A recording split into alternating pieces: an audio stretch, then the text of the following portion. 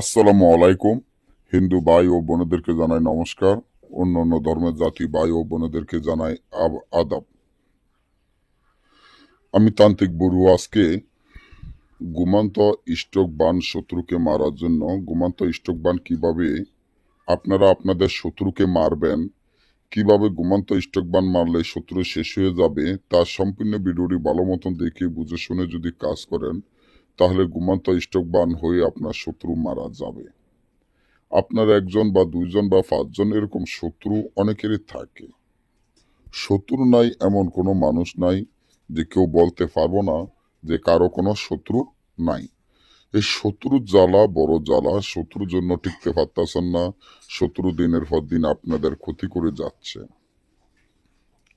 মনে মনে ভালো একজন তান্ত্রিক বা ভালো একজন কবিরাজ খুঁজতে আসেন, কিন্তু পাইতেছেন না। মনে মনে চিন্তা করেন শত্রুকে কিভাবে স্ট্রোক বান মারা যায়, কিভাবে শত্রুকে শেষ করে দেওয়া যায়, কিভাবে শত্রুকে বান মারা যায়, তা নিয়ে হতাশা বা টেনশনে পড়ে গেছেন।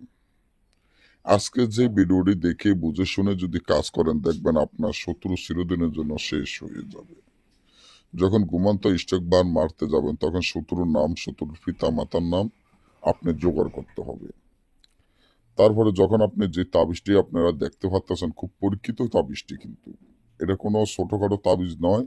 এটা একটা কুফুরি তাবিজ, যেটা মগলাইনের কুফুরি তাবিজ। এই তাবিজের মাধ্যমে আপনি আপনার শত্রুকে উচিত শিক্ষা দিতে পারবেন।